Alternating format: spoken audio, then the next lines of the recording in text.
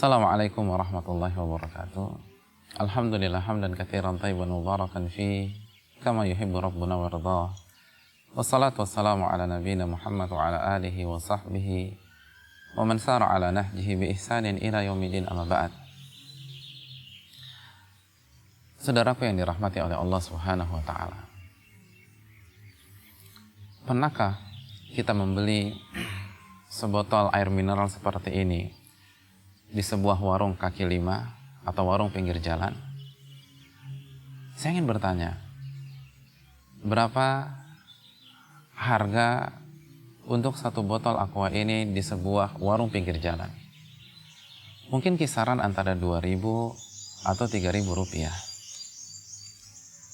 Lalu pertanyaan kedua, pernahkah kita membeli air mineral dengan ukuran mili yang sama di sebuah bandara? Berapa harga yang harus kita bayar kepada penjualnya? Mungkin kira-kira 10.000 rupiah. Lalu pernahkah kita membeli air mineral dengan mili yang sama di sebuah restoran bintang 5? Berapa biaya yang harus kita keluarkan? Ternyata harganya melambung tinggi.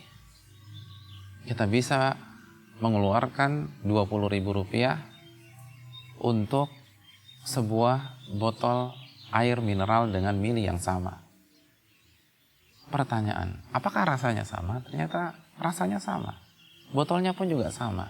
Apa yang membuat harga dan nilai dari air mineral tersebut melambung tinggi? Jawabannya adalah lingkungan. Ketika air mineral itu berada di lingkungan kaki lima, maka harganya pun juga kaki lima. Ketika air mineral tersebut berada di sebuah bandara, maka harganya pun juga harga bandara. Dan ketika air mineral tersebut berada di restoran bintang 5, maka harganya pun juga harga bintang 5. Seperti itulah ilustrasi sederhana tentang pentingnya lingkungan bagi seorang muslim. Nabi kita SAW bersabda dalam hadis yang diriwayatkan oleh Imam Abu Dawud, "Ar-rajulu ala dini khalilih." Seseorang itu di atas agama sahabatnya. "Falyanzur ahadukum man yukhalil." Maka perhatikan dan lihatlah dengan siapa dia bersahabat dan berteman akrab. Nabi kita SAW bersabda bahwa agama kita di atas agama sahabat kita. Kita terpengaruh dengan lingkungan kita. Kita terpengaruh dengan iman orang-orang yang ada di sekitar kita dan di dalam kehidupan kita. Ketika hari-hari kita habiskan dengan orang-orang yang imannya kaki lima, maka kita akan mengikuti iman kaki lima. Dan apabila setiap hari kita bergaul dengan orang-orang yang imannya bintang 5, maka iman kita pun akan bintang 5. Al-mar'u ala dini khalili falyanzur ahadukum man yukhalil. Sesungguhnya seseorang itu berada di atas agama sahabatnya.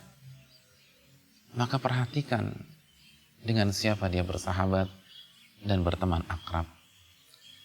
Lalu Nabi SAW pun bersabda dalam kesempatan yang lain, dalam hadis yang diriwayatkan Imam Bukhari, "Mathalul jalisil salihi was-saw kahamilil miski wa nafikhil kir." Perumpamaan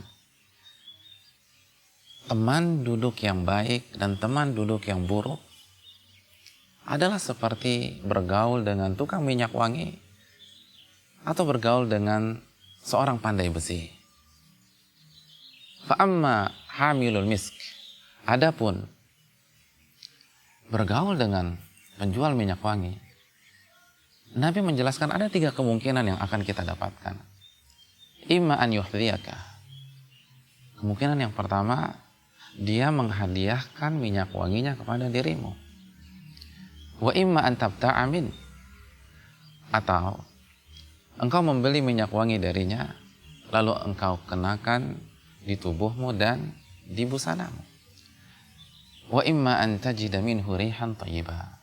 Atau kalau kita tidak punya uang untuk membelinya, atau dia pun tidak pernah memberikan minyak wangi tersebut kepada kita, setidaknya ketika kita berada di toko parfum atau minyak wanginya, kita mendapatkan aroma wangi dari dirinya.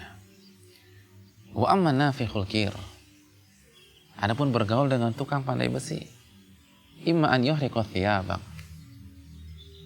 kemungkinan yang pertama, percikan apinya tersebut akan mengenai bajumu dan akan membakarnya. Wa imma an tajida rihan khabitha, atau kita akan terkena bau apak yang tidak enak untuk dihirup atau dirasakan. Inilah ilustrasi yang diberikan oleh Nabi kita SAW, bahwa seorang manusia adalah insan yang lemah. Dan salah satu bentuk kelemahannya, dia sangat terpengaruh dengan lingkungannya. Oleh karena itu, saudaraku yang dirahmati oleh Allah Subhanahu wa Ta'ala, jika kita ingin menaikkan nilai iman kita dan memuncakkannya, lalu jika kita ingin menjaga keistiqomahannya, maka bergaulah dengan sahabat-sahabat yang baik. Bergaulah dengan orang-orang yang mengingatkan kita agar senantiasa berzikir kepada Allah, agar kita senantiasa sujud dan rukuk kepada Allah, agar kita berusaha menahan lapar dan dahaga dalam bingkai puasa kepada Allah Subhanahu wa Ta'ala. Jika kita bertemu dengan orang seperti itu, jaga baik-baik hubungan kita dengannya. Karena Nabi mengatakan, inna minan nasi nasan mafatihu lil khairi maghaliqu lisyarr. Sesungguhnya ada di antara manusia yang berfungsi seperti kunci untuk membuka pintu-pintu kebaikan dan untuk mengunci pintu-pintu keburukan. Ketika kita berada di dekatnya, kita merasakan semangat keimanan yang tinggi. Kita memiliki gairah untuk berzikir kepada Allah Subhanahu wa Ta'ala.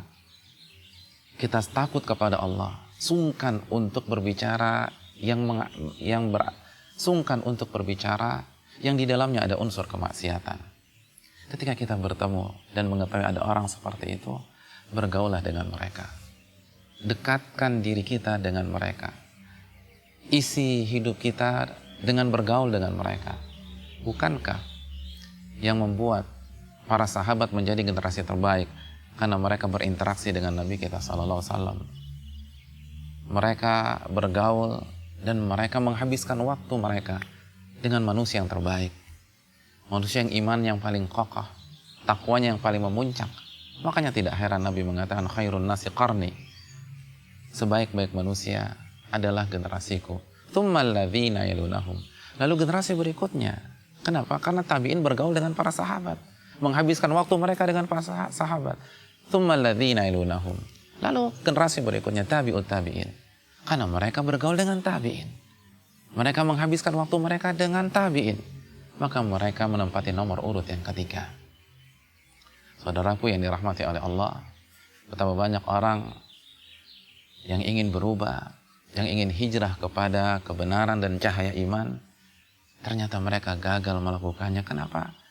Karena mereka tidak berani keluar dari lingkungan yang buruk, lingkungan yang penuh dengan unsur kemaksiatan, penuh dengan ritual dan acara yang tidak ada tuntunannya dari Nabi SAW, dan kesyirikan.